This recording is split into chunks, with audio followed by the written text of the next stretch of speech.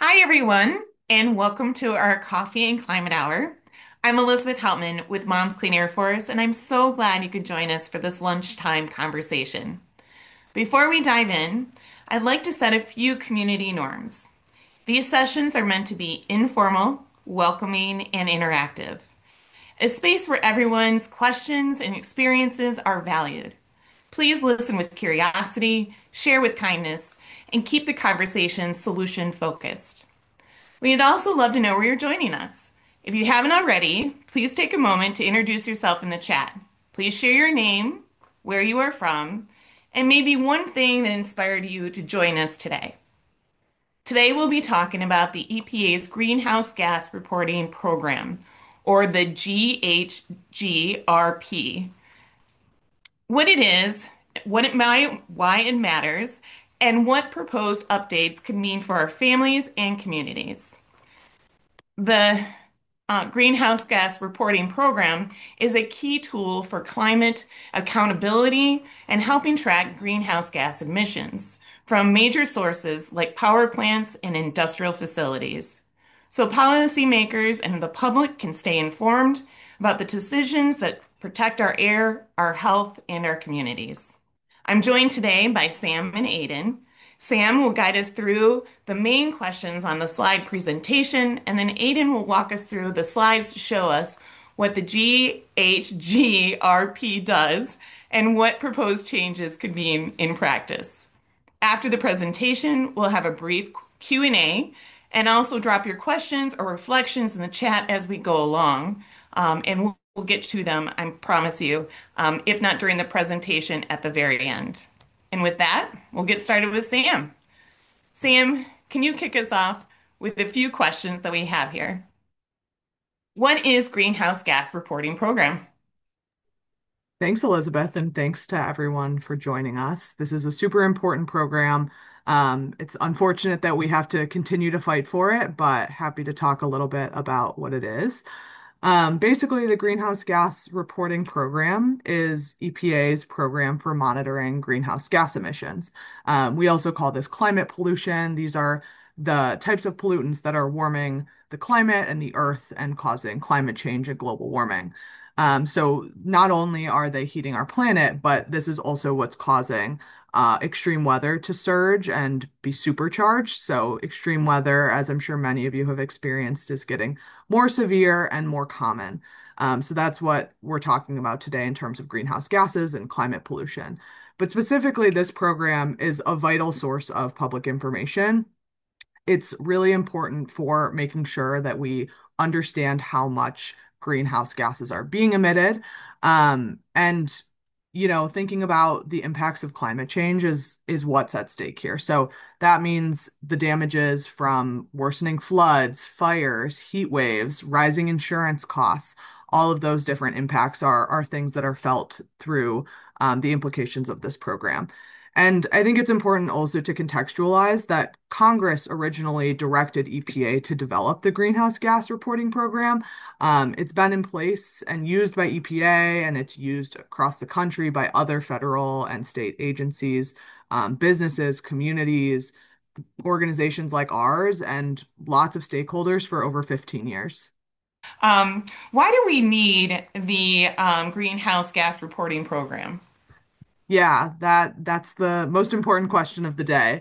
I think the summary of it is that it's really effective, right? So research has suggested that power plants subject to this reporting program have reduced carbon dioxide emissions by 7%. So that's a really tangible impact that this program is making. And carbon dioxide is a huge contributor to global warming and climate change. So it's really important that we do everything that we can to reduce emissions of carbon dioxide. It also helps identify high emitting facilities, which reduces corporate greenwashing behavior and decreases misinformation.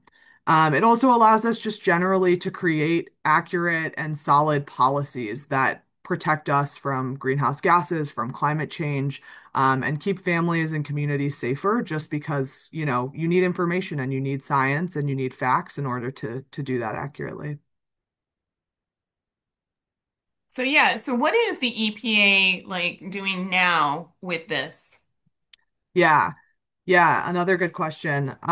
So the current EPA under the Trump administration, led by Lee Zeldin, as EPA administrator, recently proposed to repeal the greenhouse gas reporting requirements for almost every sector.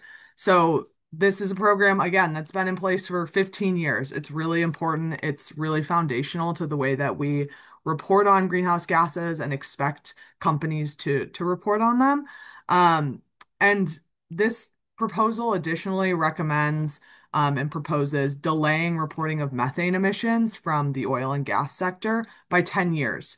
Methane is another really potent greenhouse gas that causes warming even faster than carbon dioxide. So that's another crucial issue with this proposal. But essentially, if finalized, this proposal would destroy the greenhouse gas reporting program, which is foundational to corporate accountability and making sure that we have all the facts in terms of how many greenhouse gases are being emitted. So I guess if that happens, what does that mean for families and communities? Yeah. I mean, that's at the heart of Mom's Clean Air Force's work, right? It's the reason that you all are here today. It's what we talk about and what we care about. It's about the implications for real families, real people, real communities. Basically, what this means is that pollution data, greenhouse gas data becomes significantly more obscure. The public can't access it as well. Our government officials can't access it as well. It's not as accurate. It would undermine climate action, and it would basically take out any sort of public accountability for greenhouse gas emissions. Basically, this would also undermine public confidence in progress to reduce climate pollution. In a time when there's a lot of undermining of public trust in science, it's really, really important for us to double down on scientific integrity, making sure that reporting is done fairly and appropriately, instead of allowing companies to evade reporting, and to support, the general lack of transparency. And obviously, what this means is when we have less data, we have less information. Knowledge is power. And so, if we have less information and less data on greenhouse gas um, emissions, it means that climate change is going to continue to get worse. It's going to get more dangerous. It's going to get more expensive, and it's going to be much harder to deal with in the long run, both economically, in terms of public health, environmentally, and that's the way that it's impacting our communities. So we need to make sure that we're doing everything we can to protect this program so that we have the information that we need to take action and continue taking action in the way that you all are by being here today. Thank you, Sam, for that background and giving us some more information on how that would impact our families. I'd like to welcome Aiden now that we have that background. And he is our fall intern. And he's going to break down the process of submitting comments in a really accessible way. So, Aiden, welcome to our Coffee and Climate Hour. I'm going to turn it over to you now. I will share Hey my screen, everyone. Aiden. I got you. 1 second, just so that Thanks, you're Sam. ready to go. But thanks for being here. Yeah, thank you guys. Thanks for having me. Thanks for letting me share a few things about submitting public comments. And thanks to Sam and Elizabeth. Round of applause on Zoom for the background.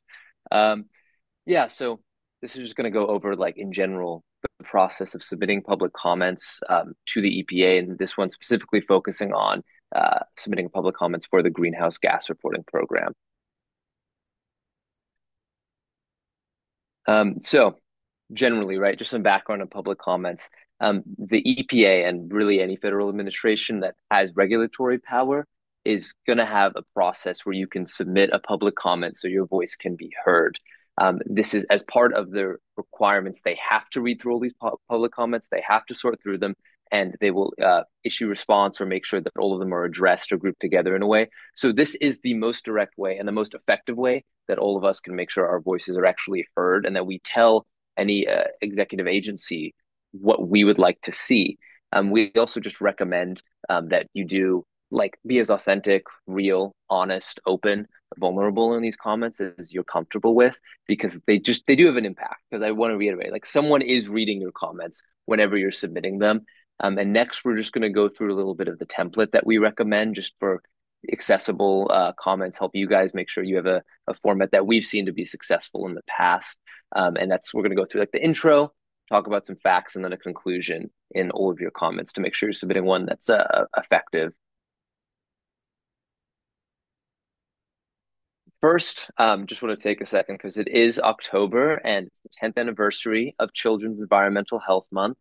And obviously here at Moms, a big focus is on our children, on our future, and on protecting the environment for their sake as well as for our sake. So it's important, I think, when we're talking about this to recognize that children are especially vulnerable to any pollutants in the air, to any climate change for a variety of reasons, right? We talk about heat because their bodies are not able to regulate heat as well as an adult body or an adolescent body, even. Air quality, breathe at a faster rate, right? They're taking in, when there's more pollutants, when they're living nearby, when they're inhaling that, they're actually taking in more and their lungs are still developing. So this could potentially have long-term and permanent impact on children's health if pollutants are not regulated and the amounts are not properly collected, which is the main purpose of the greenhouse gas reporting program. And then mental health is something that I think doesn't get talked about enough in the climate sphere, but especially with children, it can be really overwhelming. I mean, at least speaking for myself and for friends, that um, when you see all in the news of stuff getting repealed and all of these climate regulations getting pulled back, I think there's a mental health component that's really important to recognize when we already have a mental health crisis, especially among young people in this country. So I think it's just important to focus a lot of this attention on how it's affecting our children and then the young people.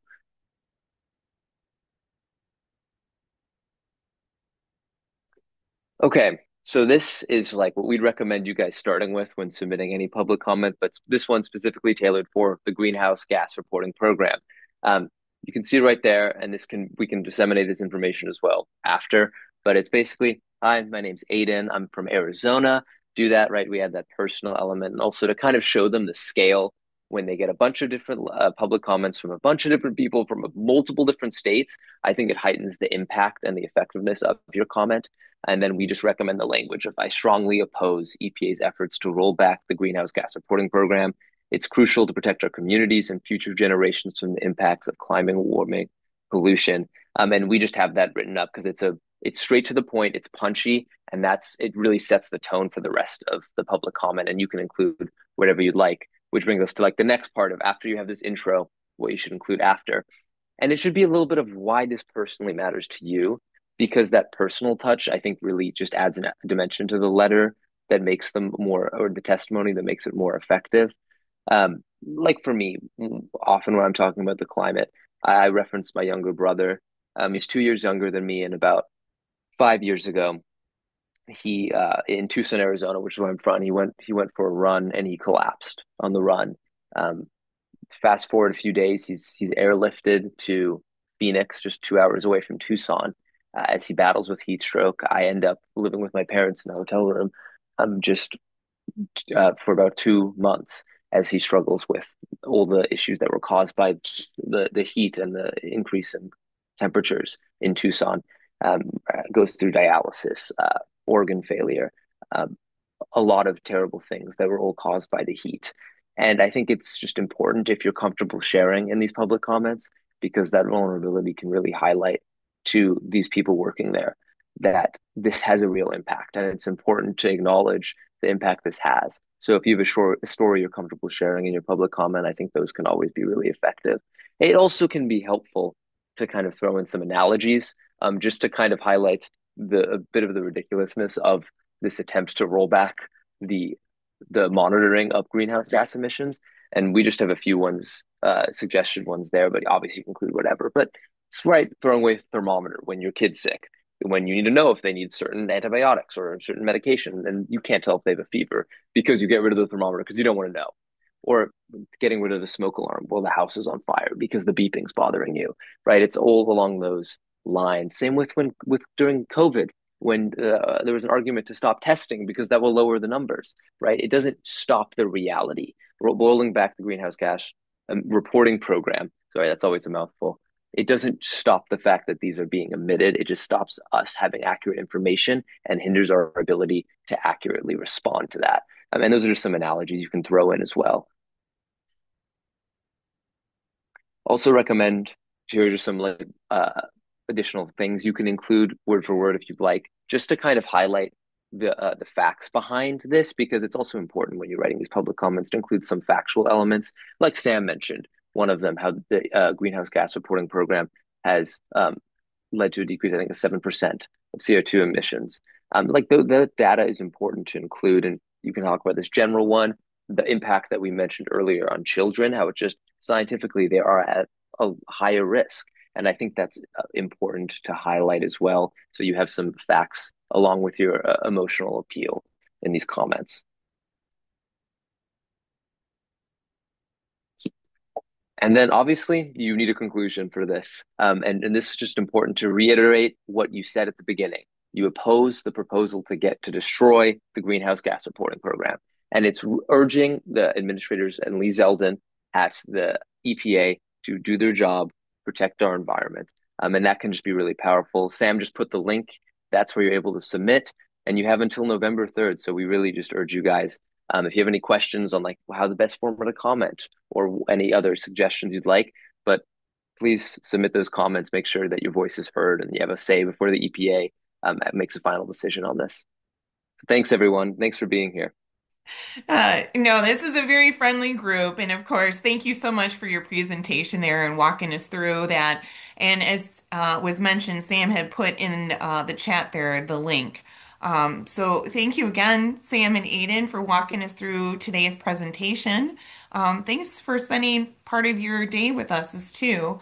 The EPA greenhouse gas reporting program may sound a little technical, but it's really about something simple and powerful: accountability.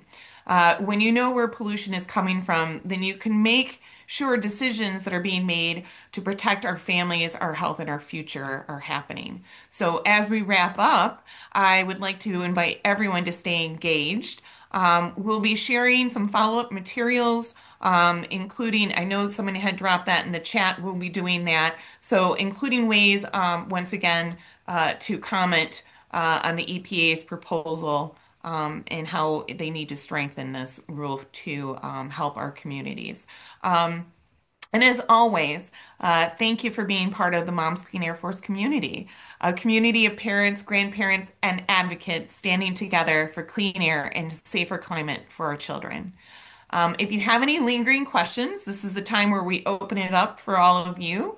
Please feel free to drop them in the chat, or you can raise your hand and come off mute and ask Sam or Aiden any questions, or myself. I've also given public comment. Yeah, please feel free. And I'll give a shout out to you, Elizabeth, just for folks that are looking to take action next month. We do these coffee and climate calls on the third Thursday. I think this one may be the fourth Thursday, but usually it's the third Thursday of the month. We try to keep it short and sweet and call it lunchtime activism, and you can learn something new and take some action with us. So keep an eye out for that in November. We would love to have anyone join us, but I'll open it up to the group to raise your hand to ask questions or drop them in the chat. We'll stick around for a while.